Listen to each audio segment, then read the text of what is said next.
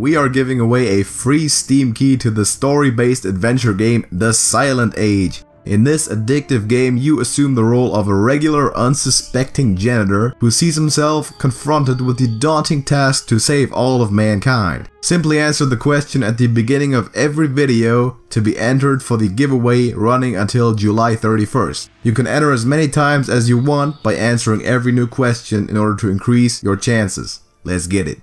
Question for the day is gonna be, well, not really a question but a challenge. Point out an Easter egg, man. We've mentioned it before. Point out a channel Easter egg. Any one of them in the comments of this video, you'll get entered to win the free game. There you go.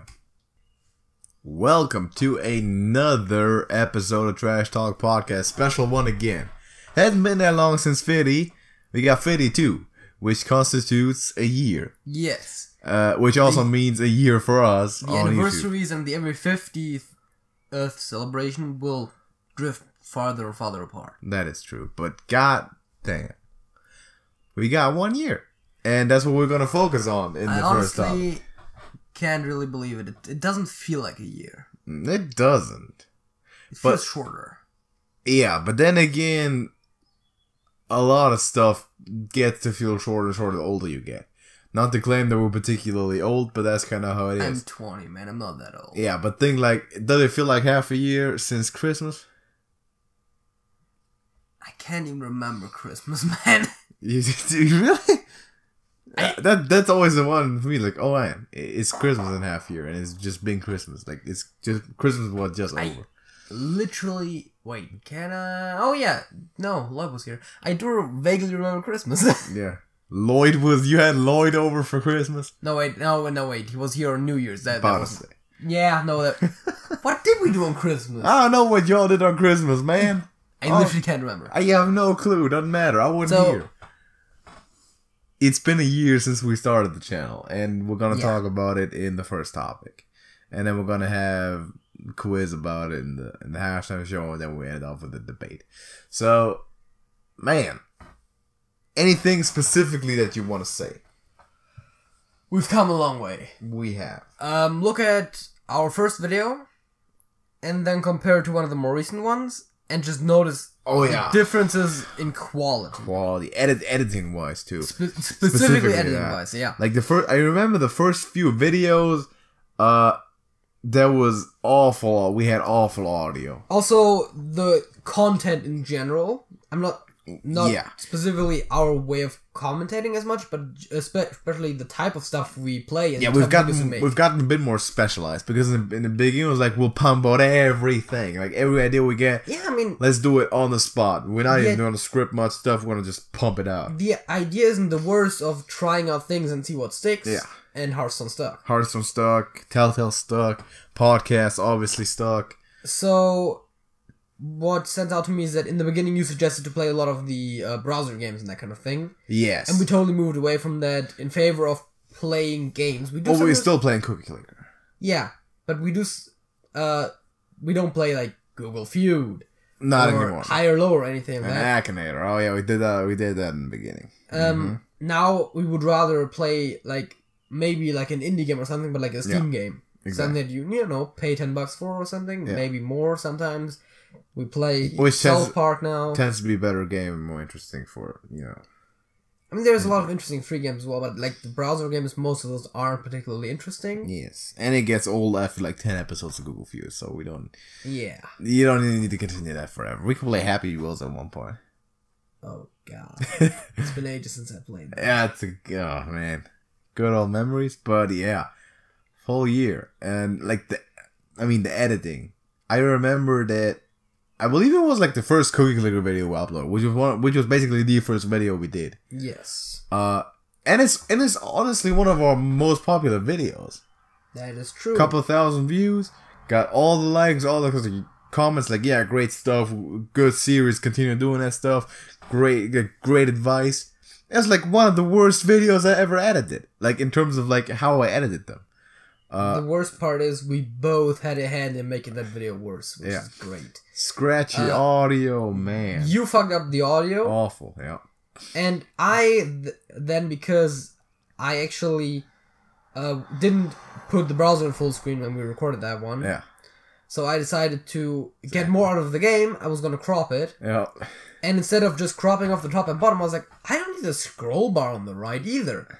So I was like, okay, I'll drag the entire thing up a bit so it gets a bit larger, which in theory is great, but of course it is a loss of quality if you're trying to upscale something. Exactly.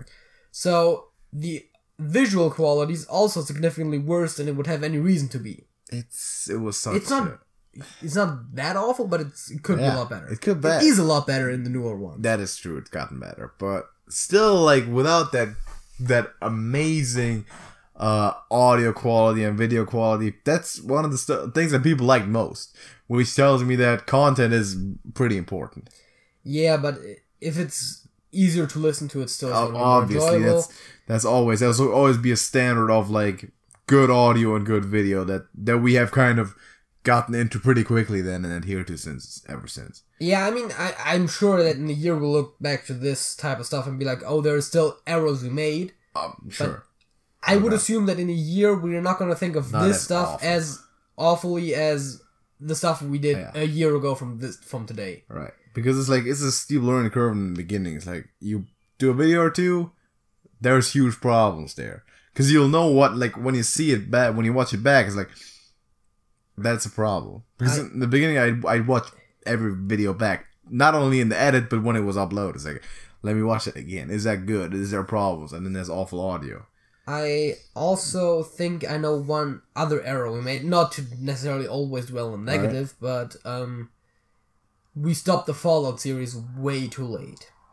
Yeah, that wasn't good. The computer just couldn't handle recording. It wasn't that Which good. is weird because it ran smoothly when we were playing it. Yeah, I know. But the recording, like, I think the last one we uploaded had, like, parts where it was action scenes, when it was, like, less than frames per second in the actual recording. It's bad.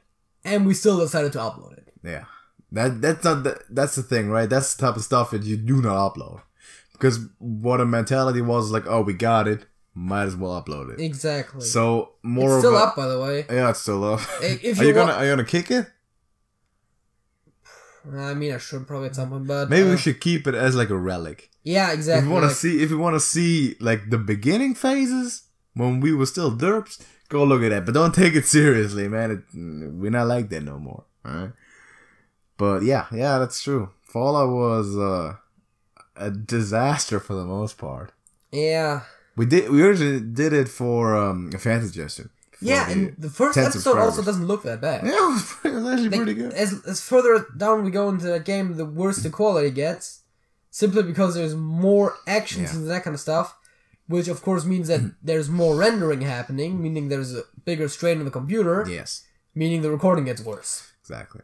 Also, we did here and there tweak a bunch of the editing techniques that we started to use. Yeah. So, for example, the recording software specifically, you played around the settings, the audio editing. There's always things to optimize there. You know, let's give a bit of a behind-the-scenes insight because people sometimes enjoy this. We used to record for gameplay. Yeah. We used to record our audio and the actual gameplay using two different softwares. So basically, everyone knows OBS and everyone knows Audacity. So that's also obviously the ones we're using. So we used Audacity to record our voices while using OBS to record the game. Yeah. Because I didn't realize back then, and I found it out later by chance, because of course you find out more about the programs you use. You can use multiple soundtracks in OBS. Because what I did for the first Cookie Clicker, for example, is I had both the in-game audio and our audio on the same track. Mm-hmm. Which is why the in-game audio is so loud, because you can't really balance that too well in advance, and you can't do it in post if it's one audio track. Not well, at least.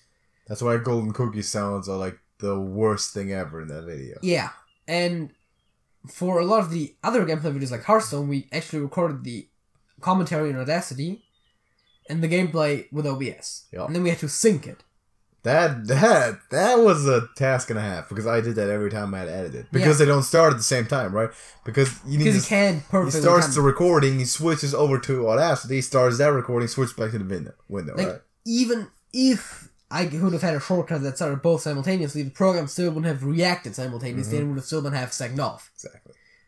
And now then we started doing it in one. Now we record everything with OBS, 2 audio tracks, can extract them individually from the MP4 file that OBS produces. To then individually edit them on Audacity, which is what I do. Which is also way more convenient, because that way there's overall less files moving around. Yeah, I mean, you technically only have the actual OBS created file and the audio edit of the commentary. Exactly. I'm not sure, you probably don't edit the in-game audio, do you? I typically don't, because all I do to that is at the volume levels, and that you can do in the video editor itself. I was about to say, you don't actually need to. I don't need to. I never do it on Audacity, typically. Also, Audacity chains, man. Yeah. It's a thing that you recently showed me. I didn't even know that was a thing. Audacity chains. Saves you a lot of time. Yeah. For long videos, podcasts, 2-3 minute videos, you don't need to be applying everything, going back a minute later, applying it again. So that's really good. It's still a lot of time to be put into editing. Yeah. And that's never gonna change. Like, editing takes as long as recording. That's just how it is. At the very least. Yeah, true. Depends on what. Like, when you're doing a Telltale, it basically takes as long because you don't really cut it, but you gotta watch it back anyway, and you gotta put the intro card on it, you gotta put the end card on it, gotta put like, they have the different tracks match at the right times, right volumes for the commentary, supposed to the in-game audio. That takes a bit of time, but I mean, you have to do it. Yeah. Because if you don't, then it's gonna be crap. Like, you're gonna be uploading stuff, it's not gonna be enjoyable, which is one of the first baselines that you just need to guarantee for stuff to be enjoyable. I mean, and watchable. That's also, I think I said this in the beginning, it's like, audio is really important. Yeah. And that's what everyone's gonna tell you. Like, if your audio sounds bad, no one's gonna want to watch a video, even if you're the funniest guy alive. Exactly. So you gotta edit your audio, man. You gotta remove the background noise. Yeah. You gotta get a serviceable microphone. Like, those are actually things that we did in the beginning. We're still using the exact same microphone. Yep. And we have also always used noise reduction. However, we started. We have a pop filter now. We got a pop filter, which is can't hear a difference. Pop filter is huge. I literally can't hear a difference. It's huge. Like, listen back to some old videos. It's huge. The pop filter is so crucial. Like, listen, if you're doing YouTube, you record stuff with your voice, man, you got a somewhat okay mic, pop filter, worth it, worth every penny. Like, I would also not that many pennies. Yeah, I'd pay like $30-$40 for a pop filter if I had to. Well, at that point, I was about to say you didn't though, did you? I paid like $15. I built one off of a sock. Maybe if it was that expensive, but no, pop filter, huge. It's so much more important than you would think. So, that's kind of the absolute minimum for audio. Serviceable microphone, have it edited. The audio, like the volume levels, background noise needs to be reduced. No pops, no like big ass noises. Was like lip smacking. Yeah, is a real lip problem. smacking. That's a problem. That is still a problem. And pop filter doesn't help that. Pop filter doesn't pick it up. But that's also not as horrible to listen to, because it's part of regular talking, right? That's what you also hear when you talk to someone. Yeah, but for some reason the microphone makes it, comparatively to your speaking, relatively loud. Well, yeah, because you're also editing it, right? Because you're amplifying it and all that. So it's a somewhat loud noise, but it's nothing compared to the pops of, like, saying pickle, right? That would have been, without the pop filter, would have been absolutely horrible. It's still very visible on the audio. It's a big spike because I said it loudly, but it's just gonna be the word pickle in like a bit of a higher volume, right? It's not gonna be this whole scratchiness. So yeah, pop filter. I've been talking about pop filters for 5 minutes now. That's yeah. Pop filters do it. It's totally worth it. We've also been really good at making engaging content talking about pop filters. Yeah, pop filters, man. We like, at some point we need to, since we've been doing this for a year, we should start doing like, YouTube startup tips, you know? Because we got so many subscribers, because people are going to take us seriously when we're talking about gaining subscribers fast. We're such professionals already. I mean, I have to say, we are more professional than we were a year ago. Obviously, we're getting more professional every single day, I would assume. Or at least we're not getting less professional, really. I almost said that on Tuesdays, but we are uploading on Tuesdays these days, so that's... that's not applicable, that joke anymore. We're definitely getting better. And there's still... You can always get better. Also, daily content. Daily content. Good stuff. We said at the beginning of the year that we wanted to do that, and it took us about a quarter of a year to get there. Yep. But we're actually now having daily content. Which is fantastic. Which we're currently also shuffling around with a bit, but it's still daily. Yeah, it's still daily. And it's not like that's the absolute necessity that we set for ourselves. Like, I'd be cool if that was 5 or 6 a week. But if we can do it every day, it's cool. Like, as long as we have the time to do it, I'll put in the work for it. And so far, it's been working out. So we'll do it. And I mean, it's fun, so there's nothing to complain about. It's definitely fun. It's good work. I feel like we've also gotten a lot more efficient about recording. Oh, yeah. Because we used to sit down for like 5 hours and have like 1 hour of stuff recorded, maybe. Yeah. Now it's still not maybe where it should be if we were actually professionals, but we are also friends. So yeah. So the chat in between is almost kind of a social experience that we might be having some other time if we weren't recording. So yes. But we do usually have more recorded than time in between recording, I feel. Which is still preferable to recording this or like running the channel with like someone you don't know or you're not acquainted with, you don't like. That would be less fun, I think. I feel if you had been doing this channel, creating daily content with someone for a year, you would get well acquainted with them. Well, yeah, but doesn't necessarily mean you like them, right? No, it was like a colleague from work. You sitting in the next cubicle over for 25. You don't mean you like them. Yeah.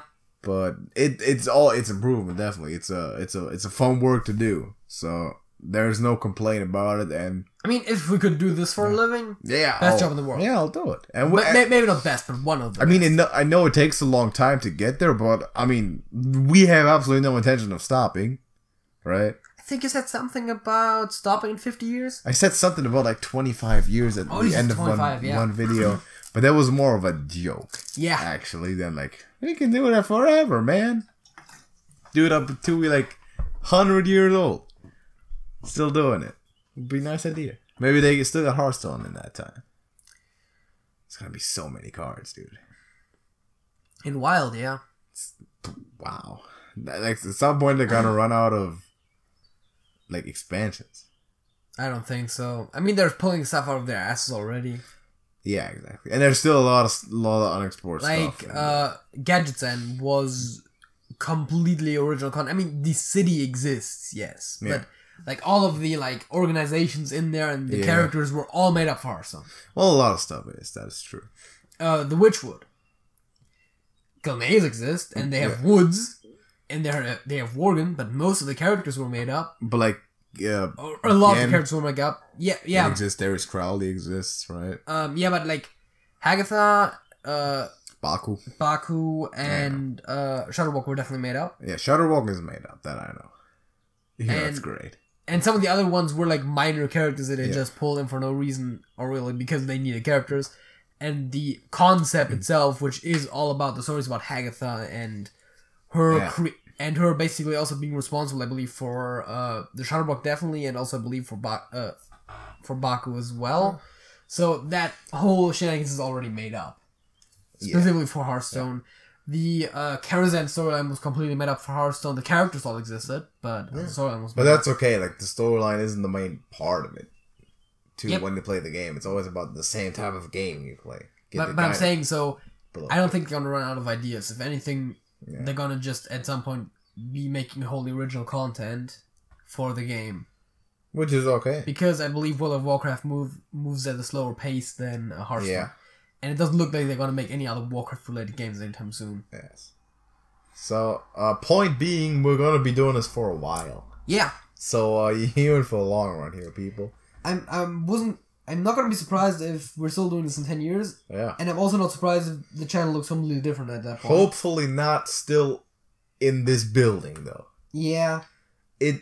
This is our studio, but JJ still sleeps in here. And it's been that way from the start, and y'all know it. It's not like you know why that is? Because it's his bedroom. Exactly. That's why that is. And we've been talking about this actually before we started the video. This is not the optimal setup for recording yet. And we're hoping to move that into... This is far from it. Yeah, a better set. Because there's 2 windows in here, and you've probably heard that on more than one occasion before in the video. There's cars going by. Also, oftentimes have those windows at least partially open because it's gonna get really bad in here if we don't. Yeah, it's awful air. So, there's several bad things about it. This room is not padded at all. Actually, when I edited one of the Hearthstone videos recently, I noticed that there was some bird chirping noise that noise reduction didn't cancel. And I was like, this is weirdly fitting. Yeah. And I was like, well, whatever. We'll leave it in. Not a sound effect. Bird chirping. There's birds chirping as we speak. Yeah. Right now. So that's a problem. Other problem is an electric toothbrush in this room. I still don't see why that's a problem, but sure. What professional entertainer, radio host, whatever, has the electric toothbrush in their recording studio? I get it, but it still is my bedroom after all. Yeah, I know. Most people don't have their toothbrushes in their bedroom, you know? But that's a private issue. I don't think there's enough space in our bathroom to put like all the electric toothbrushes from the entire family in there, though. You know, y'all could just share one toothbrush and like swap the things, you know? I know. That's totally a thing. There's a car. I know that's the thing that's... I don't think you can hear the cars as much. Sometimes you can hear the cars. I think on the recording. Sometimes they're there when it's amplified. But yeah, not a good setup. We're making do, and for where we're at, I think it's pretty good, the audio quality, but could be a lot better. I feel like the seating is a big issue still because we're sitting on the couch right now, which isn't necessarily inherently a problem. But it squeaks sometimes. Yeah, like this. You know, when I'm moving around, I'm leaning forward, leaning backward. Stuff makes noises, right? So that also shows up on the recording. Also, the microphone is standing on top of a stack of books, which is resting on an armchair. Actually, right in front of us. I just thought about it. The armchair itself might actually be a good idea. Because maybe. It moves the sound waves towards the microphone. But the problem is also... similar to a satellite dish. The problem also is it moves, right? And it's like right in front of my knee. It only moves when you move it. Yeah, but it's like tough not to move because there's not much space here where I'm sitting, right? So sometimes... I actually have less space, so... Well, I don't even know about that, but I occupy more space too. Yeah, but when, definitely when we're recording, like, Telltale something where I need the mouse and keyboard, I will pull the monitor even further in, I'll have no space. Like, everything is just... I will literally have no space to put my legs down, so I have to keep them up here. Yeah. Everything is just really makeshift. And we should change that. Hopefully as soon as possible. I don't know if it's going to be possible before we both are done with college. That's going to be a few more years. That's going to be like a year or 2. 3 more years. 3 more years? Yeah. You got 3 more years? Wow. All right. For the master's degree, yeah. Yeah. If I was only going to do a bachelor's, it's just 1 more year. Yeah, if you're going to do... For me, it's like a 1.5, but it might take 2. You never know. Like, getting it all together. But we're trying to adjust that, of course. It's always a bit of a financial undertaking as well. We've discussed it. It's not an optimal setup, but we're making do with it for now. Also, we don't really want to put too much money into this till it actually, you know... Yeah, we can't really... It's a risk, obviously, if you want to commit to that more. From, like, the working standpoint, I don't mind it. I'll put work in. I don't think that's ever going to be a problem. No, I mean, also, you can do a lot of this by the side. Like, when you have, like, an hour, you can just edit a small video. Yeah. It's not necessarily that you need to plan out... Sometimes you do, if there's a lot of stuff, yes. But it's oftentimes that you don't have to plan out necessarily when you're going to edit. For example, for me, I generally tend to edit most of the videos that I edit in between, shortly before they get released, actually. Okay.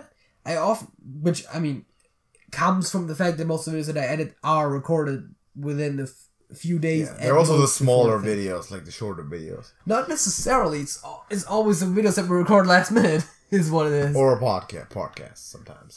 It has been Telltales before. Yeah. Usually I do Telltales, but yes. When I do that, typically I'll take like a day out of the week to edit the bigger projects. So like, alright, Sunday, I'm editing. And then I'll do 2 Telltales. Yeah. back to back. I know the general thing. I've done that before as well, where it's like, oh yeah, let's do some channel stuff today. Yep. But again, you don't have to necessarily... It's not like work where you have to be like, okay, I'm plotting out every day, 9 to 5, I'm doing this. Exactly. We don't have that kind of time either. I mean, of course, it would be 8 good. Hours a day. It would be good if we had that time to put in, and if we could, because then stuff would be a lot better still. Yeah, but more content and stuff, more quality. Yeah, more quality, more creative stuff here and there. I've been working on, and I can't even tell if by the time this podcast goes up if it's live, but a video on my own channel, 6-minute video. That I've been working on that video for a month now. Yeah, like Jesus Christ, it's work, man. It really is. But as long as it's fun to do, we'll keep doing it. And I think that's gonna be for a while. Also, that's a very extreme example.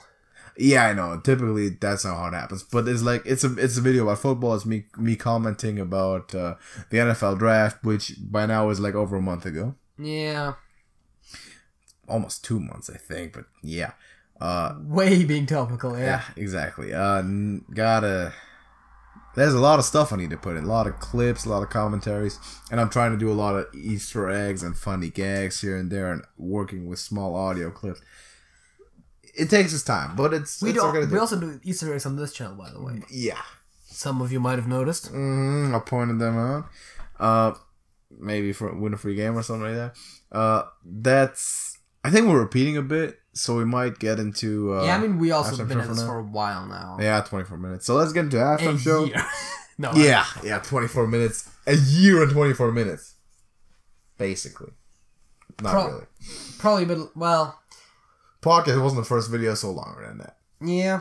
So. Also, I think we started like a month before I actually started uploading. We started getting stuff together. Yeah, exactly. That too. We did a bunch of prep. I guess we should talk about that for a second. Okay, not necessarily talking about you know what happened? The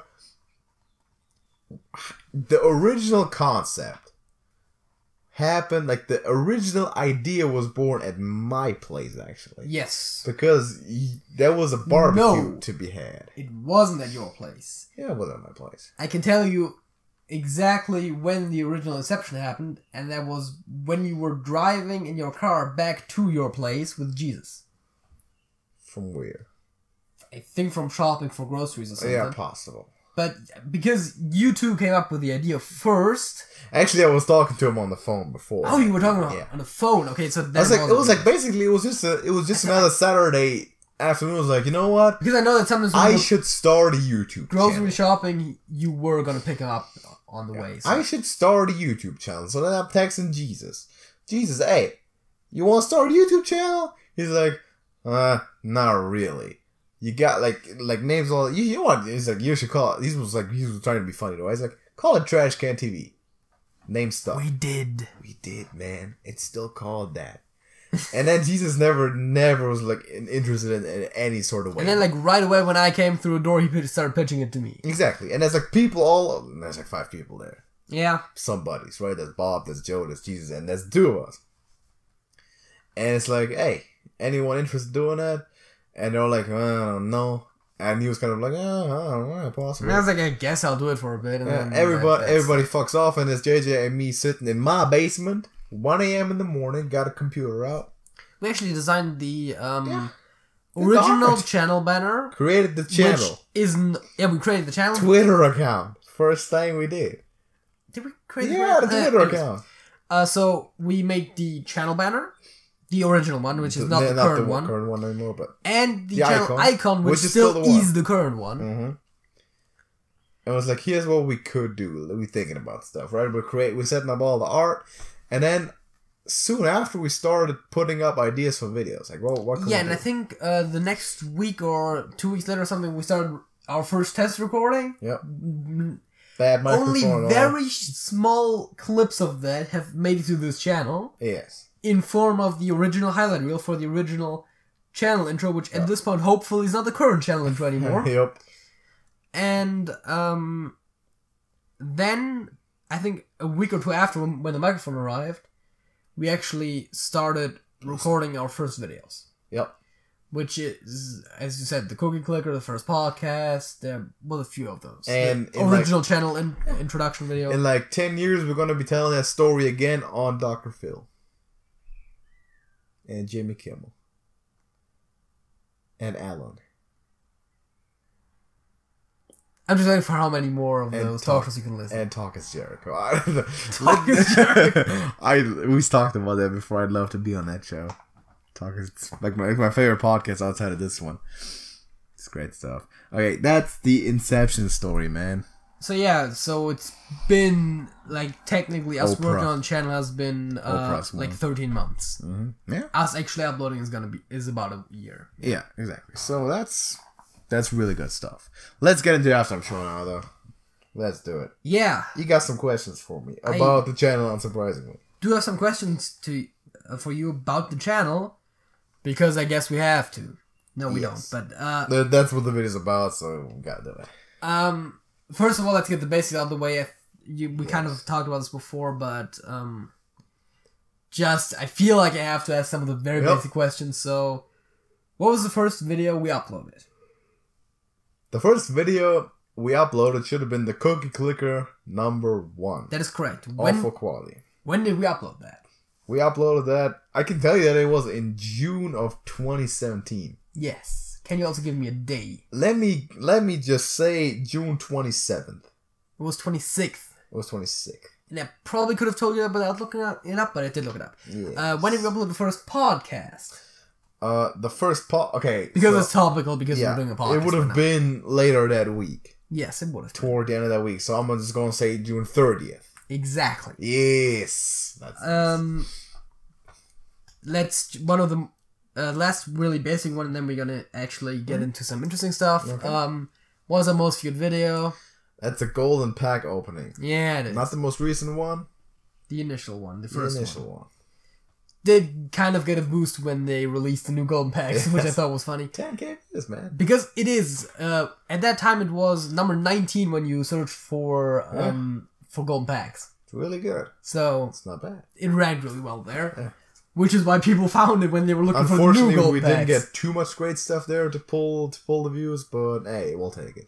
Yeah, it's not like we got buck from getting the same pack or anything. Well, that was a different one. That happened later. Go watch that. It's still good. So, what was the first video that used a special dedicated end card, as in not the standard one? A special dedicated end card. It seems like Fallout. Fallout was the first end card we created, but we never actually used it. Oh, we didn't ever. I'm saying what was the first video that used it.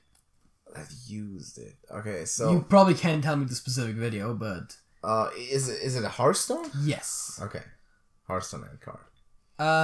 It is Who Let the Beasts Out? Hearthstone versus number 3. Hearthstone versus? Which is when we were facing each other. Oh, in the tournament? No. We had just for the fun of it. We had a few face-offs before then, which I believe was exactly 3, and this was the third of it. I haven't rewatched the entire video, but the thumbnail had the Lich, the Frost Lich, and the Hunter, the Deathstalker. Yeah. Okay. So really good these days. I think it was your mid-range Hunter versus my arguably Control Mage or something. The Hunter, man. Either Control Mage or Elemental Mage, because every mage for a while there that I had ran the Frost Lich, because it's just such a good card. The old school days. Yeah, the days of the old school yard. Yeah, music reference. Great hit. Talking about videos that use very specific things. Mm-hmm. Okay, let's go a bit back. I didn't actually write this down, so I can't guarantee this is 100% correct, but we switched from the long-winded musical animated intro to an intro card. Yes. Much better. Which was the first video... I know what video we made the intro card. I'm not sure exactly if that's the first one that came out to have it, though. Yikes. I can tell you exactly which video we decided to start using that, and then you designed it, and then I could tell you which one was the first we put it on. Which we decided to use it at. Could be a Cookie Clicker. But it could also be like a prediction video type of thing. Because did we even put the thing on the podcast is what I'm thinking right now. We never put actual old school intro on the podcast, but we do put the intro card. Yeah. Let me just go ahead and say it's a prediction video. I haven't written this down actually, but on the first Golden Pack opening, we had the old intro. Okay. And on the second one, we had the intro card. Because the first one was very drawn out. So you re-edited the second one to cut it a bit shorter. Okay. And in the process of that, you decided to get rid of the old intro because people were also complaining about that. Yeah. So, I believe the first video that used the old intro card was the second Golden Pack opening. Okay. That being said, because after the first one we decided there was 1 or 2 videos in between, I'm not sure if the videos in between might have already had that. Depends on when I edited them. That's always what it depends on. I'm not going to exclude the possibility that I re-edited some of the old ones to cut off the intro and add the intro card. If anyone cares to look that up, let us know in the comments. I've got a shot. Now, what I did look up is what was the first video that used the new intro card, because we changed it up recently. Yeah, the very new one. That was... Which one was it? Don't you want to guess? Was it a Hearthstone? It was recent. Was it a Monster Hunt? Yes. It was a Monster Hunt with Darius Crowley. Yes. Number 6. Was it number 6? Nope. Damn it. It was number 5. It's number 5.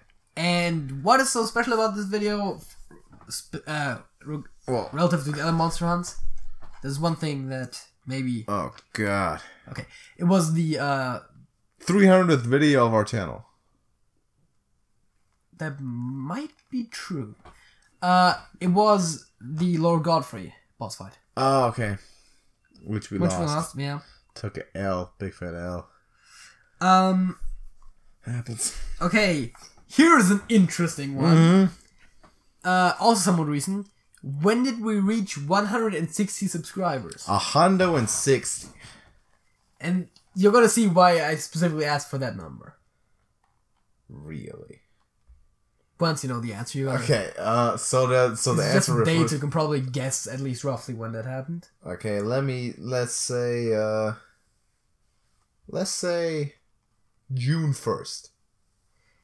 It was, and we have another behind the scenes thing, we use TubeBuddy, and they also have milestones in there, so you can look that up in there. Yeah. Okay. They have like the certificates and everything. Okay, yeah. And TubeBuddy lists it as May 27th, and May 30th. Because we lost a sub at 160 to go back to 159, and then we gained another one, of course, at some point, because we're... So we hit it twice. So we hit it twice. Good stuff. That's why I specifically asked for 160.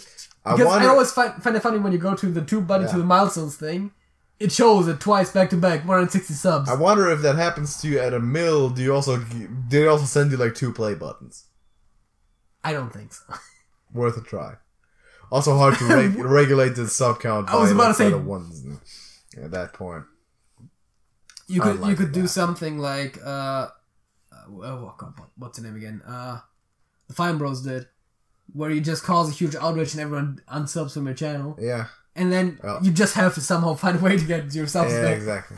And see if it works again. Because you don't have to specifically dip by 1. You could just. You could literally dip from like being a bit over 1 million to 900,000 and go back to 1 million again. But don't necessarily want that either. No. I just thought it was funny, so I put 160 here. Interesting. Well, that I asked. Got one more? I have 3 more. 3 more, alright. Well, kind of. And those are not specifically like which video or when. Alright. It's more like factual questions. And the first one of those is, you remember the subscriber milestone video? The first one? Yes. The 10 subs? No. The actual milestone video where we set them. Oh, right. Yes. Yeah. Yep, I remember. What was the thing we were going to do for 5,000 subscribers? For 5,000? Wow. So Which is probably going to happen next week. So you know. So I remember that at 500 you was going to eat the skills. Yeah, I believe that's correct, yes. And for 1,000, you're going to do 1,000 push-ups. I think so, yeah. And for 500, I think it's my turn. Yes. To do some. So, I'm not bringing the cake quite yet. No. I'm doing something else. Oh yeah, I think that I will sincerely say thank you to everybody. Yes. That's what I do at 5,000. Yep. Because we like to split up the punishments. I didn't think you wouldn't get them. Oh, I made up the list. I came up with that stuff. Very obvious if you look at the things. We got, like, when are you drinking vinegar? Is that 10,000? I think 10K you're drinking vinegar, 25K you're mopping the vomit up. Yep. That's how we doing it. And then one more video about 50K is face reveal, 100K is I'm bringing the cake, 1 million is a cage match. Got them all. Oh yeah, the cage match. Got them all. Gotta work out for that. Got them all. Gotta start going. So, a different video, and you remember how we set milestones for what we wanted to reach at the end of the year. Yeah. Oh, that's what you're asking me now. First of all, before I actually asked the question that I wrote down, do you remember which video that was? Likely a podcast. Correct, yes. Yeah. Now the question is, which number? Number 2. No! Number 1? No, it was the New Year's podcast, so it would have been 27. Oh, for the year, okay. Yeah. Well, yeah, obviously. 26 was Christmas, so 27 should have I been thought you were talking about the first channel year. No. Okay. Did we ever set goals for that? I don't know. I'm not I sure. don't think so. No. We said at one point that we wanted to get like 100 subs should be fairly possible. Like in total, like get them. Which we did. Good stuff. Bit over, yeah. Bigger goals. So now the actual questions were, what was our subscriber goals for the end of the year?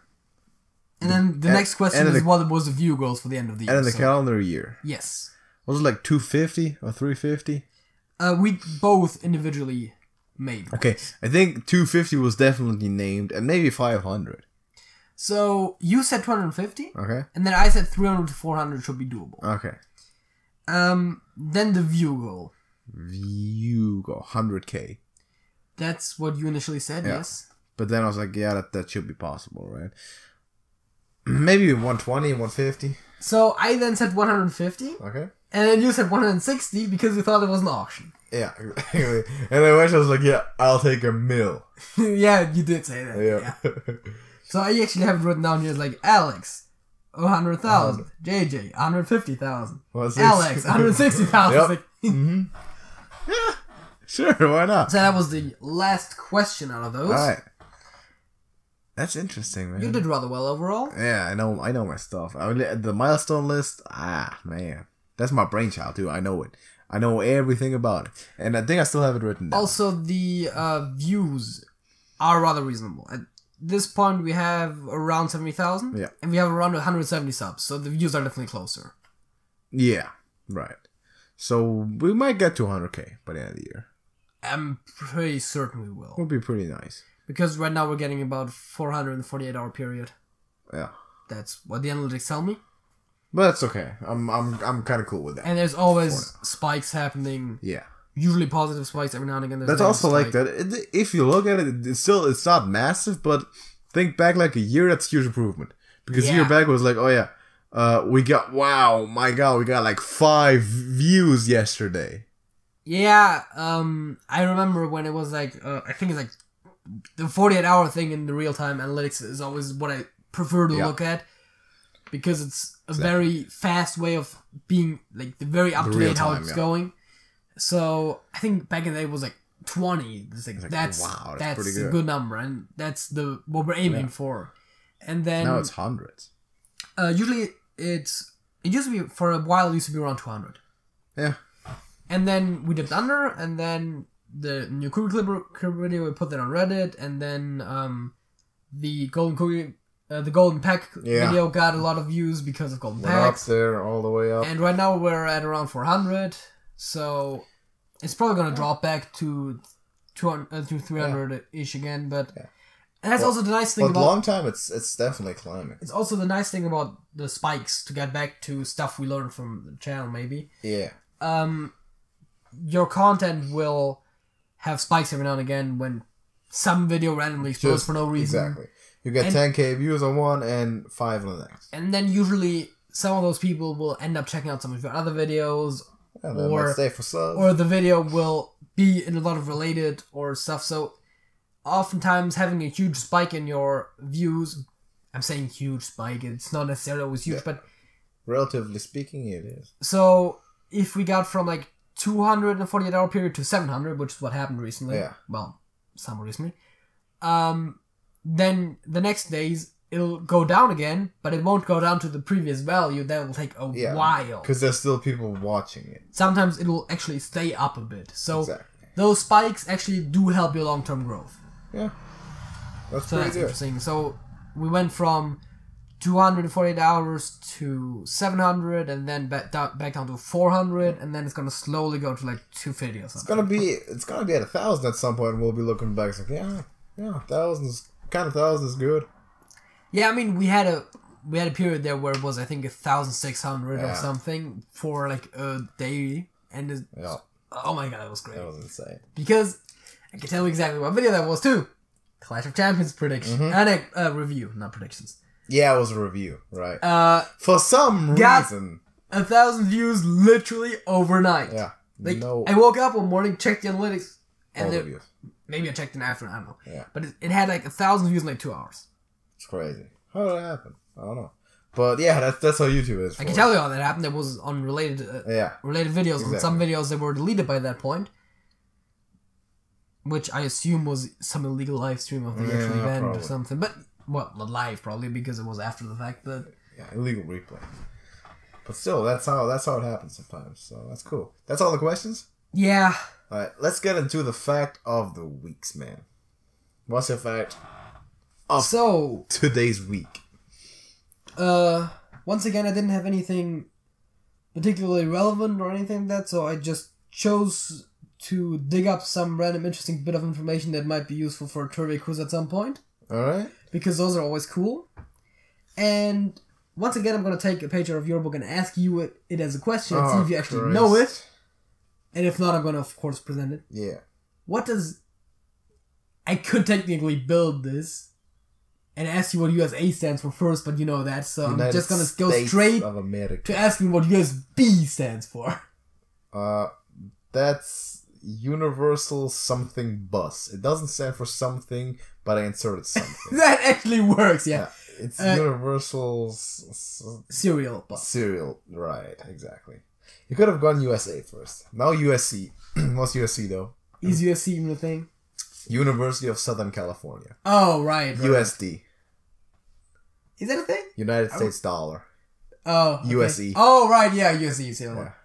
I was just like, at which point do we start making stuff up and at which point does it... I don't know, like, I've got, to USD I know it, but USE? Not sure. I mean, a lot of this could just be United States something. Yeah. United States Post Office, United States Marine Corps, yeah, of course. USA could stand for U.S. Army. Yeah. University of Southern California, you should have totally gotten that. Oh, yeah. And the dollar as well. Yeah, USD I've definitely seen before, but like out of context, try to think of something, and yeah. Maybe we should make like a list for US and then add every letter and see what it stands for. So yeah, USB, Universal Serial Bus. Yeah. So my fact of the week is... I guess also why it is called that is because it's universally standardized. Yeah. The data goes through it not parallel, but in a row, so it's serial, and then it's a bus. Yeah. As in, it's a thing that data is transmitted over as multiple bytes wide. Exactly. So, here's my fact of the week. Did you know... Multiple bits wide. Well, this is... Yes. This is... Wow. This is somewhat related to the origin of the name of certain foods.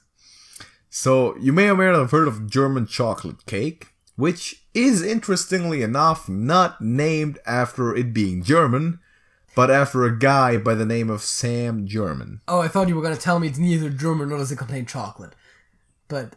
Well, it's named after a dude by the name of Sam German. And it's probably technically a pie or something. Yeah, possibly. Not the actual location. However, on the contrary, you may have also heard of a hamburger. Which comes from Hamburg? Which comes from Hamburg, Germany. That's where it's from. It actually does not contain ham. It doesn't, exactly. It doesn't contain ham. So it's not a hamburger. It's a hamburger. It's from Hamburg. That's where it's from. So yeah, interesting. And the Eiffel Tower was made by a guy whose last name was also Eiffel. That is true. There's also a region in Germany called So was the Statue of Liberty. That's not Mr. true. Jonathan A. Liberty. Jonathan A. Liberty. Not true. French guy as well. No, just kidding. But yeah. Wouldn't that be great if like all the famous buildings and structures were like the dudes who, had the name? Fantastic. Remember William Golden Gate? Great stuff. Yeah, man. That would be nice. So, yeah, that's my fact of the week, man. William Golden Gate. That's good. You know that his last name's actually Goldberg, though, right? Yeah. William Goldberg. Billy Goldberg. Will Goldberg. Willie, though. Willie Goldberg. That sounds like an old man. I actually said will he, though, but that works. Oh. Will he Goldberg, though? Will Goldberg or won't Goldberg? I don't know. That is the question. Probably will. But he's also Bill, not Will. Anyway, we got another topic and a song of the week. So, another topic is a debate that we wanted to do, which is about operating systems. Because, as some people may have already noticed, we definitely do, we use different operating systems. Yes. So, first thing, there's a bunch of things we can agree on. Apple's pretty bad. Yeah. Not that good. So, the operating systems in question are Windows and Linux. Windows on his side, Linux on my side. So, before we get into this, I got 2 points that I made up right beforehand that we can basically each concede one of them right away so as to not clutter up the debate without necessarily stretching those. First one being pricing. Yeah. I'm gonna need you to concede that the economic efficiency of Linux is higher as it's free. Okay, I'm gonna have to say, though, not as necessarily as a counter-argument, but to weaken it a bit, that a lot of devices come pre-installed with Windows, and buying them without Windows is not always or oftentimes isn't an option. Yes. So at which point you have Windows anyways, and if you have a Windows license from one device, you can transfer it to another. However, the devices that come with a Linux built in, that's actually calculated in there. So that raises the price. Yes, but I'm saying that a lot of times I know. Buying an equally good device for the same price might not be an option. But it's very much possible to do so. Economic efficiency of Linux is higher. In contrast to that, I will also give you the argument that if you're a professional gamer, it's probably valuable for you to have a copy of Windows. Even though it is possible to play basically everything on Linux, if you're relying on like top-notch graphics and perfect frame rate, it's probably a more stable. Really rely on it. It's probably more stable to run it directly over Windows rather than using an emulator if you need specific games with very high performance, right? Yes. So I'm going to give you that as well. So those points are out of the way right off of the bat. We got some of the big ones out of the way. Well, I mean, there's not too much debate there because it's really not that complicated. The things, the operating systems are close in a lot of things, and the difference isn't too huge, but there's some tweaks. I also must note that I have basically done no prep for this. I'm not sure how much you did, so I'm shooting from the hip from what I know. I definitely think there's a lot of points that could be made for either side that we're gonna miss. Also will recognize that this is, to a larger percentage, subjective than it is objective. And if at the end of the debate, it's still your opinion that you are more comfortable operating Windows, I'm going to accept that. I'm also going to quickly say that they definitely, both systems have their advantages and disadvantages. Yes. So thereby, as you said, every person will decide which one to use based on that. I have a feeling that this is gonna come down to what do you value, like what specific points do you value more? Exactly. So because we both recognize the advantages and disadvantages of some, so that's the problem, because in debate or in the pro-con list, which a lot of people will do, is they will make a pro-con list for something, and just because there's more points on one side does not necessarily mean it's better, because you have to weight them too. Of course. And the way you weigh those points is very subjective. Yes. So let me just mention, let me get in the first thing that I wanted to specifically mention as definitely a positive, is that the Linux is basically completely open source code. Yes. Right? So Microsoft, you getting what they give you.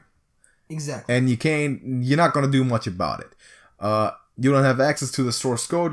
You really can't do much about it. Linux is completely open source. That is true. Obviously also free. So you definitely are in more control. And in the way how Windows is distributed as products that people pay for versus the open source crowd built Linux is also an advantage for Windows though, where it's more polished. I know there's a lot of different Linux versions and the quality differs, but at the end of the day, Windows is specifically made to appeal to the customer, so it's very polished and it's also very user-friendly. Okay, I would have looked at it at the exact opposite, because the open sourceness and the wide variety of Linux leads to there being a much bigger community. I know there's communities for Microsoft and for iOS and all that.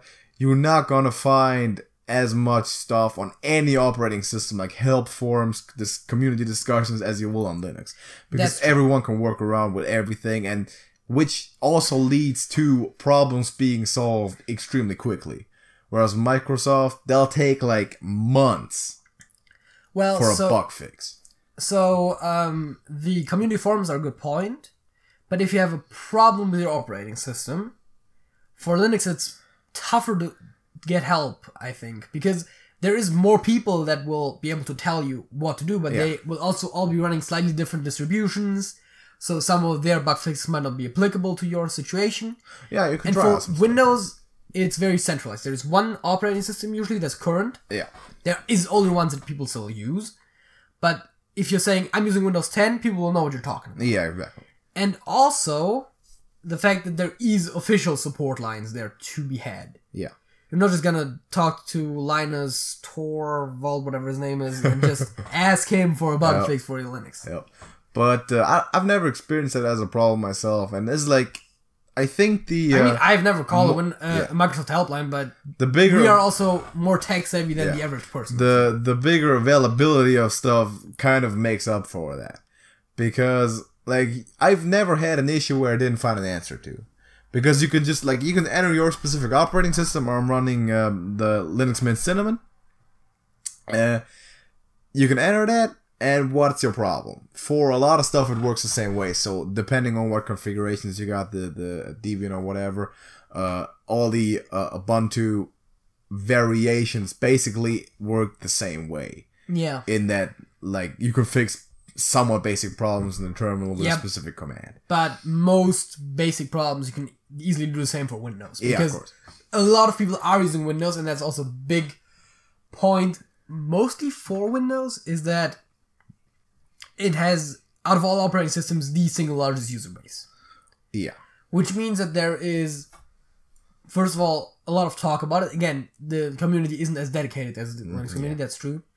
There's also more software being developed for Windows. It also seems to be more of a casual thing though than Linux, because I think Linux tends to be more of the more into tech hardcore types of people who want to work with stuff and engage in that type of community, whereas the average old guy who got his first computer when he was 50 is probably running a copy of Windows 7.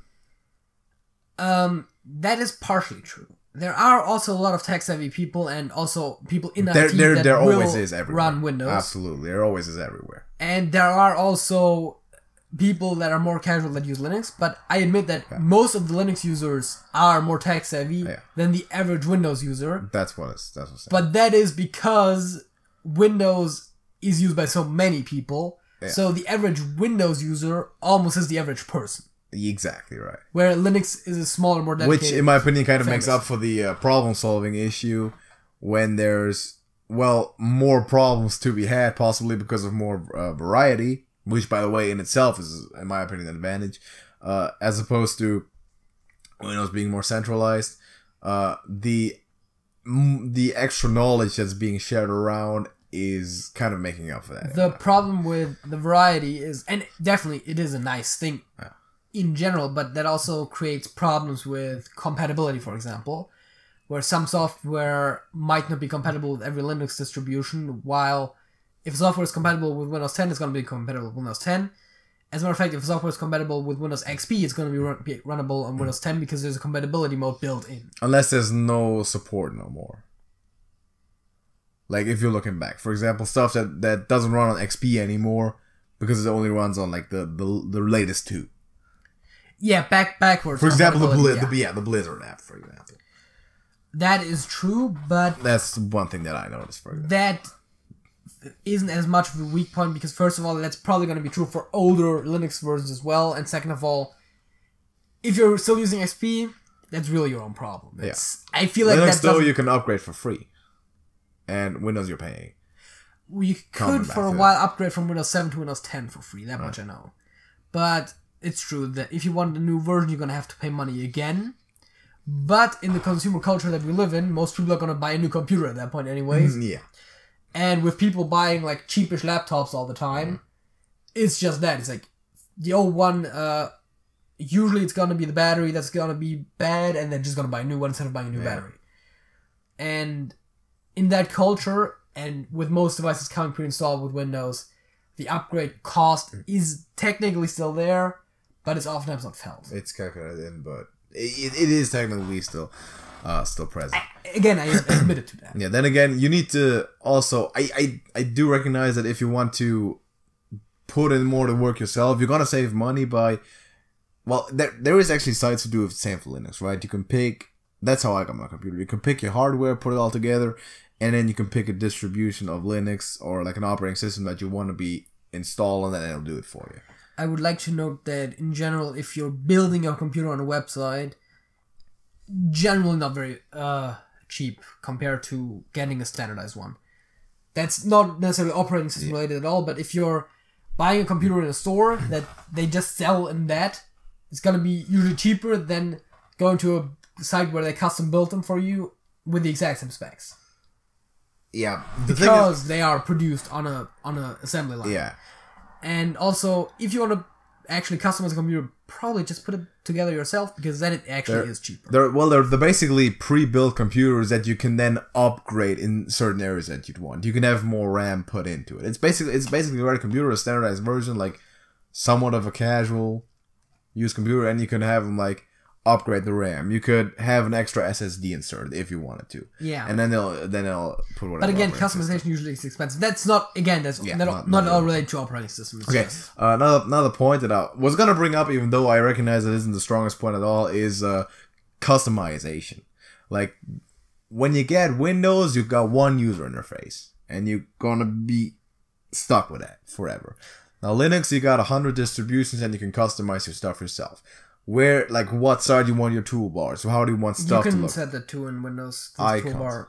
The icons, you can also at least scale, and you can, for every application that you have on your desktop, for example, you can actually change the icon. You can change the icons whatever way you want around. Windows is fairly bland and boring in that sense. There's not that much customizability, which most people don't really care about, and it's not really a strong point. But again, there is a certain degree of that, but yeah, that's true. It's definitely a stronger point for Linux than it is for Windows, even though like quality wise, it's not that hugely important. I totally understand that, but that's definitely a point to be weighed. That many people like that, being able to have more customizations. I would like to note, I believe I mentioned it aside before, but for people that are not as tech savvy, getting into Windows is a lot easier than getting into Linux. It's more user friendly, and it's to people it's a lot more intuitive because they've definitely seen it being handled before, and it has definitely a significantly lower barrier of entry. Even though you can, if you wanted to, you can make your Linux look very similar to Windows and operate. Again, put stuff. Same also, talking about the different distributions and stuff, it's gonna be a bit more of a journey to actually get yourself a Linux version than it is to get yourself a Windows version. Even though then you'll have something that you truly like, and you got more of a say in how stuff looks, right? Yeah. So if you're ready, if you're prepared to no, of course, do that, through installing programs and stuff, you can also modify a lot more about Windows than it natively allows. Another point is definitely, I mentioned it before on the site again, but Linux, the actual Linux kernel that all the actual different distributions are built on top of, is updated and maintained by a single person. Yeah.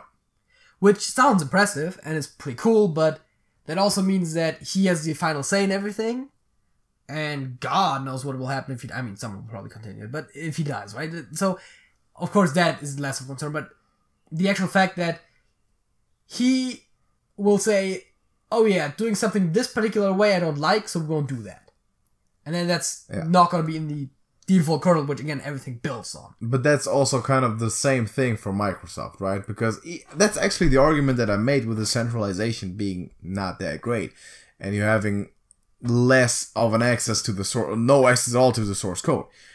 Because you're going to end up with whatever Microsoft says you can end up with, and what you're going to be able to do. That, again, same thing applies definitely to the core kernel of Linux. And for Microsoft, it's still, at the end of the day, maybe not your individual opinion that matters, but the user base as a whole.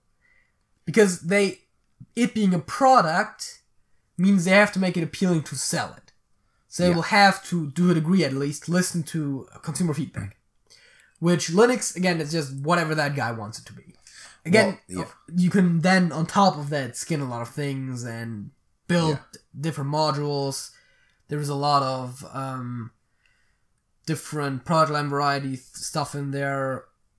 I think it's written in C, so there's a lot of the... I do understand that there's a certain interdependence with the user feedback, because they're selling Windows, obviously. But the general customization freedom with the open source code is still definitely on the strong side of Linux.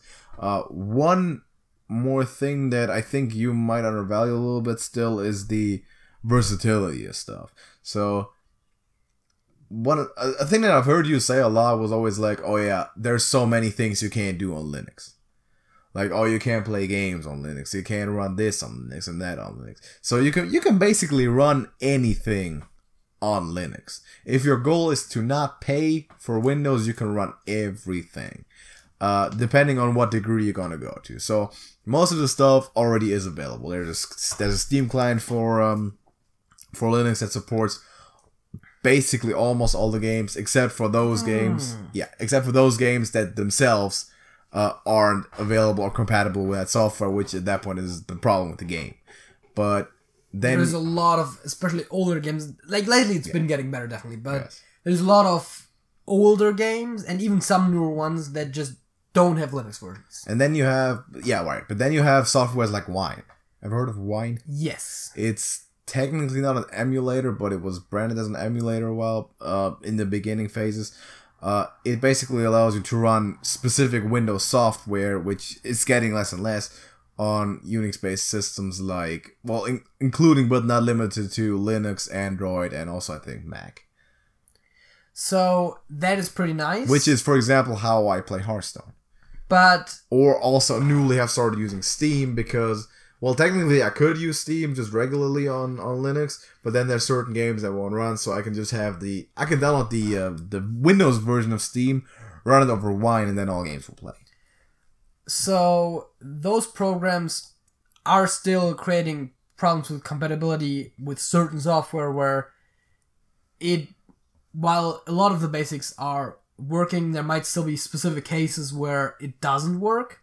Of course, I can't point to any right now, but I know that compatibility still is definitely a concern sometimes. I've never experienced. Well, there's lots of Wine versions for every single Linux distro, right? That's also another thing. For Windows, you can get typically one version of a software, and for Linux, you'll have all the daily builds. You can have older versions if you wanted to. That's the case with a lot of the video editing too. I've actually seen that the most current version of Kdenlive on Linux isn't as good as an older version, so you can just get an older version. You can do that for most Windows software. It's not necessarily gonna be supported by the person producing the software unless it is an open source project or something like that, in which case those also exist for Windows. So that's to a much smaller degree. So I think, like, in terms of software, you are still way more limited on Windows than you would be. That's not true. Would be on I actually, because I knew we were gonna have this debate, I did actually read half an article about Windows vs Linux. I read half an article because I started reading that when I told you that you could come over, and then you were over at some point. So I started reading it, but they did specifically mention that there is more software for Windows than there is for Linux. There is probably more software specifically intended for it. But from specific builds of individual software, like several build varieties of specific software. And not because software is specifically intended for Linux doesn't mean it can't run it. And even if you don't want to do it on Wine, which 99.99% of stuff is covered just by that, if you have a very, very specific piece of software, which I know two examples of. First of all, there's a rather old chess analysis program that we still use at my home, where I live with my parents. Okay. Until a few years ago, my dad would just have a bootlegged copy of Windows XP run at the side, like it'll be available just to use for that.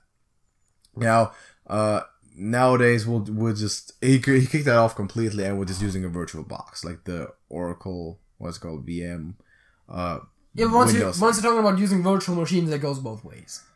Yeah, you can run a Linux virtual machine on Windows and vice versa. Of course, right.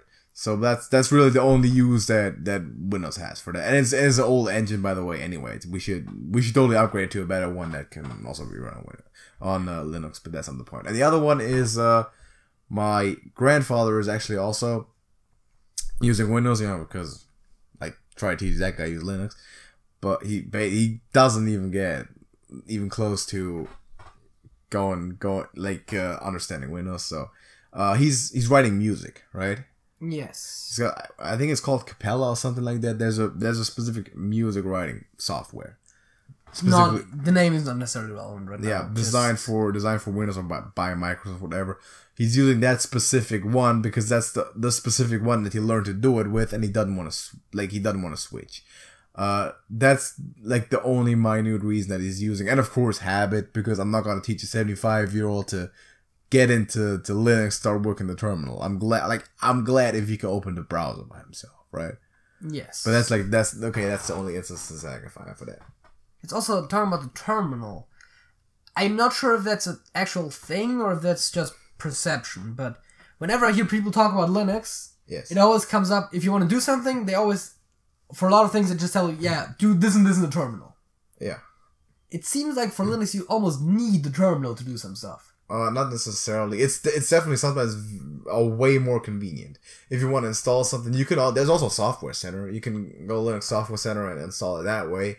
But in the terminal, like you'll just go get this problem. Well, this command line solves it, and you can just drop it in the terminal. You can do your updates in the terminal, which, by the way, run in the background while you do stuff. Which isn't necessarily the case for Windows, and also... Oh, you mean Linux updates specifically? Yeah, of course. Yeah. Well, Windows specifically downloads updates while you're doing stuff as well. Just the installation... Yeah, exactly. ...happens while restarting the computer because it changes files that you're currently using by running the operating system. Exactly. Which also is basically forced, and if that happens, no, you gotta do this now. Updates? Most of the time, you can schedule them if you or reschedule them if you want to. It's like when you're doing an update, you need to restart the computer, right? When you're updating, you need to restart the computer. Yeah. Not the case for Linux. You can update them, and then it's like, okay, it's updated now, and you only need to restart the computer once you actually need to use those updates. So it's like, okay, run updates. Next time you switch to the computer, restart. Okay, now it's available. So it doesn't force you to do it right away, even though you don't necessarily need it on the spot. Also, it takes no time. That's what I'm saying, right? Windows isn't like, oh, here's a new update, restart your computer right now. It's like, usually it'll be like, oh yeah, do you want to restart your computer? It usually asks you, which can sometimes be annoying, but usually there isn't that much of a problem. And you'll be like, no, not right now. And then whenever you choose restart, it'll then install the updates. Leading to it taking like a half hour to boot up and be able to be used again. For significantly large updates, yes, but usually it doesn't take that long. That really never happens for Linux. You won't even notice the updates. You'll click a button or you can do it in the terminal. Right? This update's available, okay, let's do it. There's no hazard with it at all whatsoever. Okay, one more thing, and this is the most important argument, so I'll save it for the last. And the argument why so many people, including me and my family, absolutely switched is privacy. Privacy. Because if you got any sensitive information on a computer, which almost everyone does, if you're running your business over a computer, you got stuff on it that anyone that you don't want anyone to see. Windows is, like, Microsoft is probably one of the worst corporations in terms of spying on you. And that's relating back to the open source versus not open source code. Because you never know what they'll know about your stuff. And for Linux, there's very few software that actually has that's actually mandated to have the ability to look at files and on your computer, right? So for Windows, you don't have any control over that. That's by far the biggest issue. So you're saying your strongest argument is that you're afraid that Microsoft might be spying on you? Absolutely. Not might be, that they are. And selling it for profit. So that they're selling your information. Like a lot of companies do. Which is, specifically in this day and age, a huge issue. So, to that I have two things to say. Right. First of all, the way you're saying it makes me sound like you don't actually know for a fact that it's happening. Again, I would have to actually... Well, come on. Like, don't be intellectually dishonest. Now, we all know it's happening. We can assume it's happening, sure, it's but happening. Unless we know for a fact it's happening, you can't really say it as a thing. It's happening. And second of all, just because your operating system might not be spying on you, your browser and your search engine definitely are. At which point... Well, yeah, but that's not really all that avoidable, right? But that's what I'm saying, right? So the majority of the spying that will happen against you and is with services that use the internet, naturally. Well, yeah, but the software... So if that software is spying on you, it doesn't matter how much operating system you run on at that point. The software will spy on your internet history, maybe. Yeah, possible. Of course. Google does it too. They'll sell your information for shit. But... Firefox sells it to Google. Yeah. But that's also one of those things that people don't realize. Firefox always say they don't want to spy on you. Mm-hmm. But if they don't get their donations for the month and they need money, they'll just sell their data to Google. Yeah, exactly. Which means that actually using Firefox for privacy reasons is a bit stupid in some way. All the stuff, like the stuff that you have on your computer's hard drive. For Linux, there is next to no software that requires the ability and have permission to read and do whatever to your stuff. So Windows, any individual program that you install, if they want to make a change to stuff on your computer, they'll have to ask. That's always when you're running like an installation thing. Same thing, obviously. But the essence of like Windows itself, everything you do on a computer, Microsoft will know about it. I'm fairly certain that's really wrong.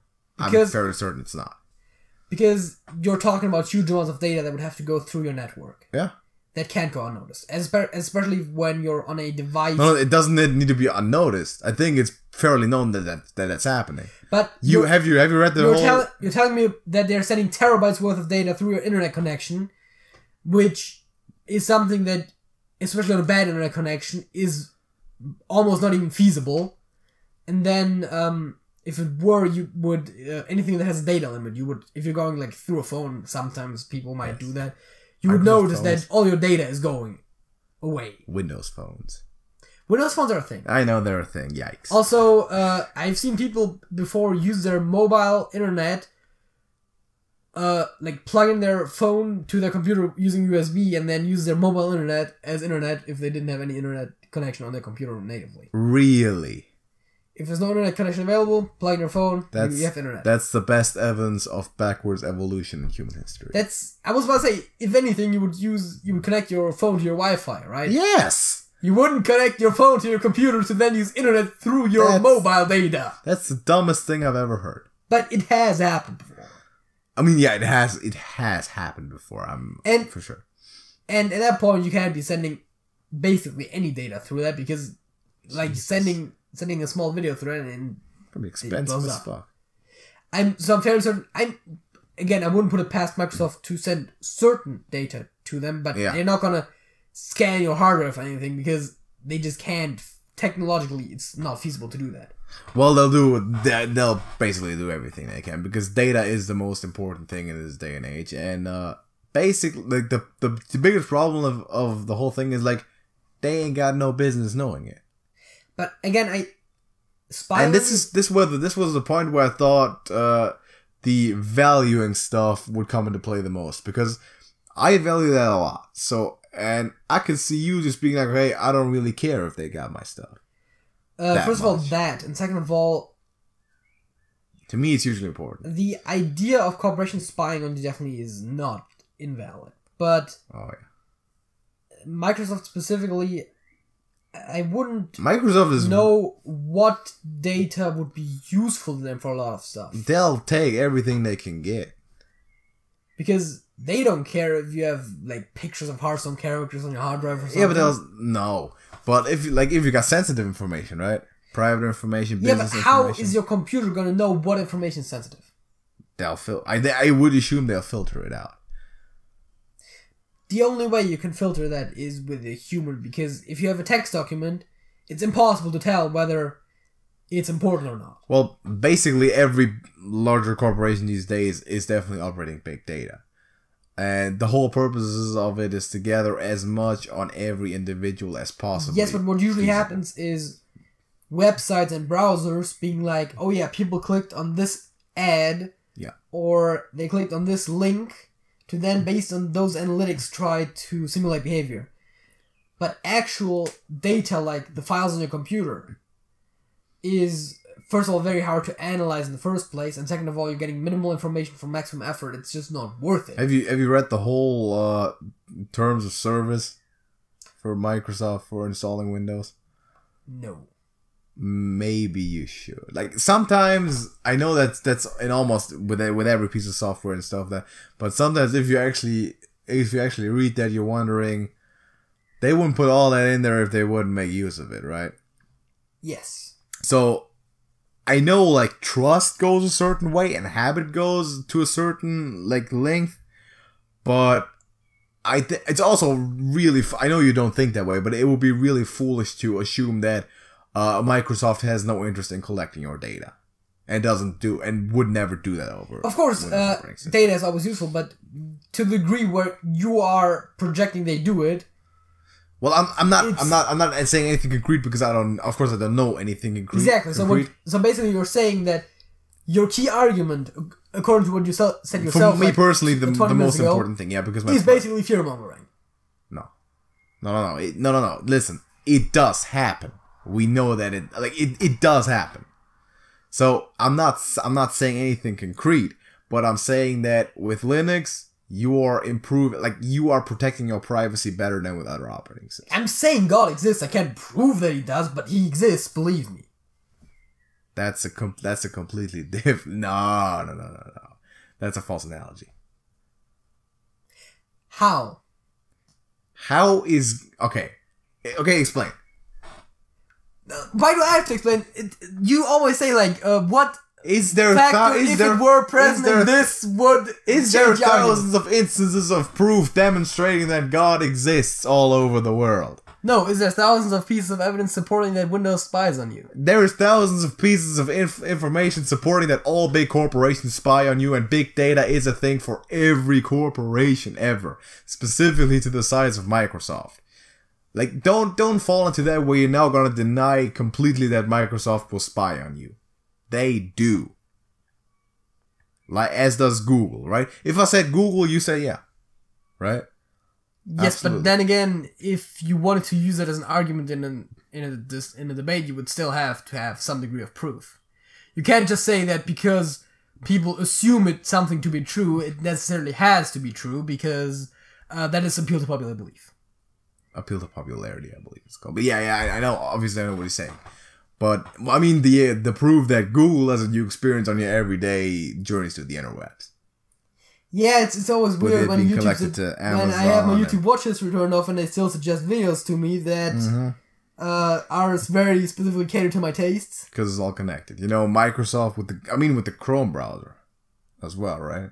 That is a Google thing, not a Microsoft thing. Yeah, of course, but it's all connected. Also, that's probably where I would be most afraid of Microsoft. Actually, where I would most believe that Microsoft steals data is probably with their browsers, Internet Explorer and Edge. Yeah.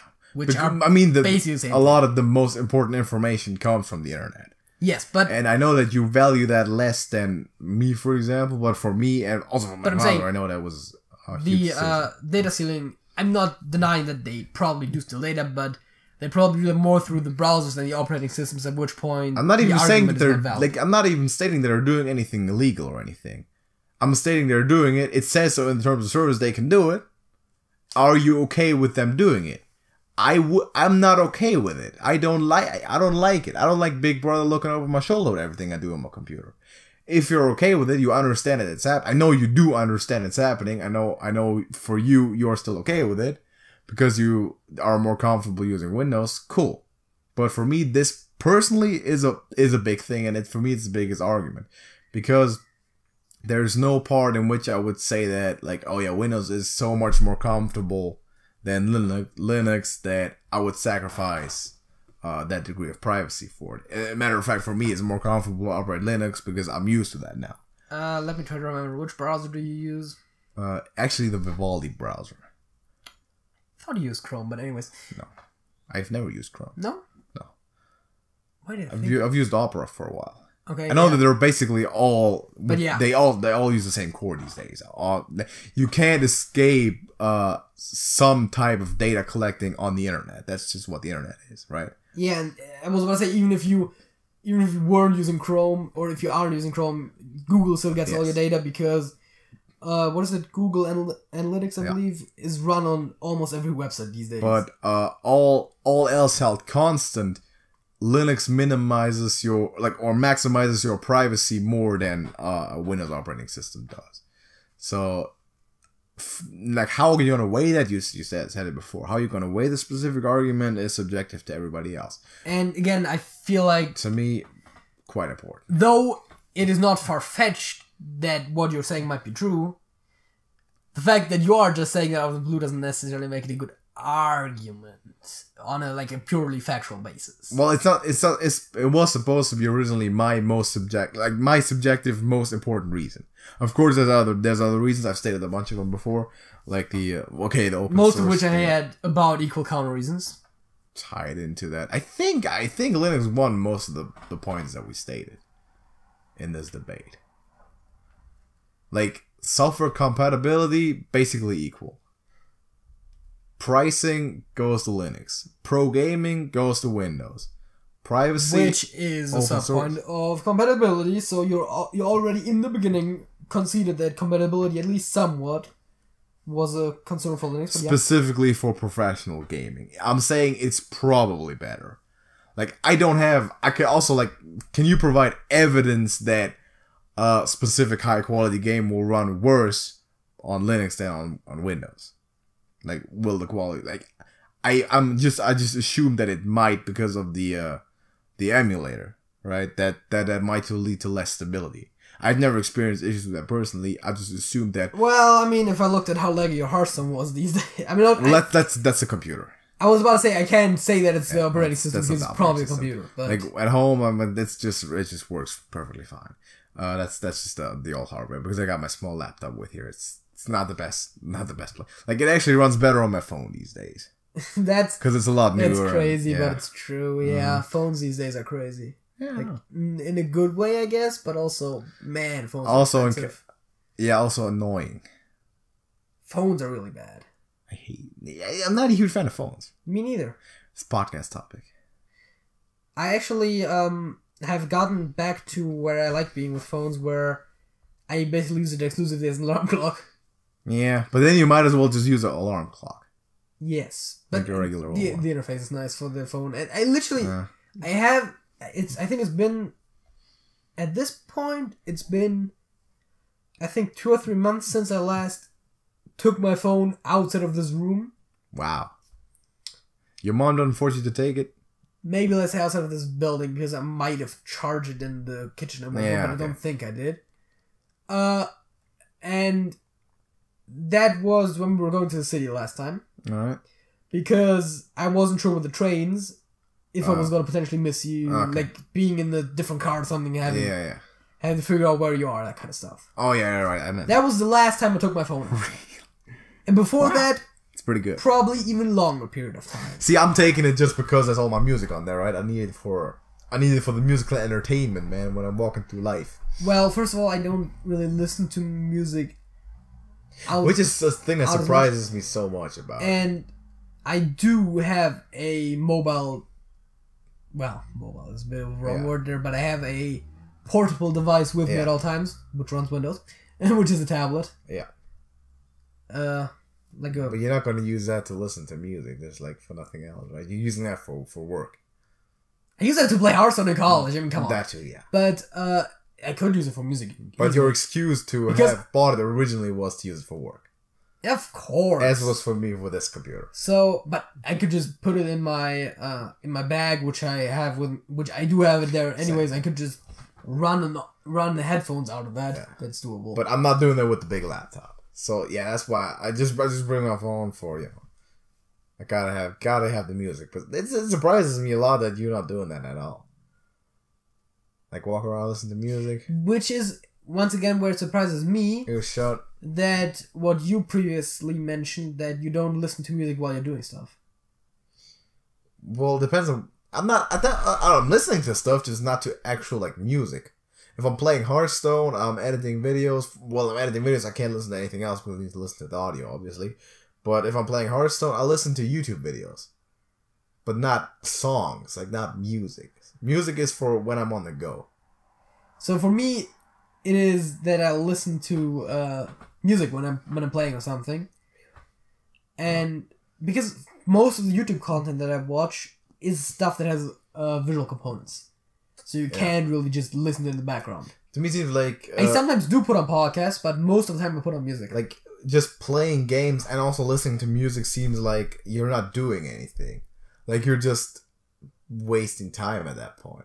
Because even if you're just playing games, you can still listen to something productive, maybe learn something, maybe like an audiobook or like an online lecture.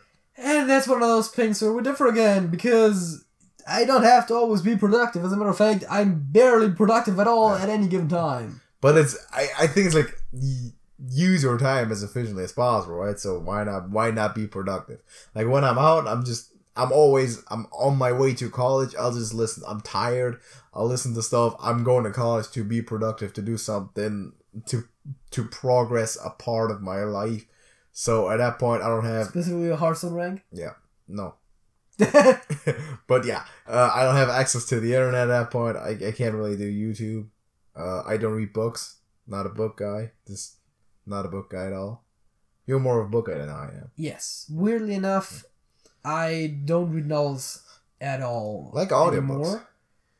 I used to read a lot of novels, but these days what I will every now and again read D&D books, for example, which is still some, depending on which book, it's weird to actually read it, but so I know that I should find a way to be productive while I travel. Like I should read books or download audiobooks or whatever. Well, I can't. But that's another story, because I'm driving the You're car, driving, right? But I'm in the bus. I'm typically, like, the average day I'll be in public transport for close to 2 hours.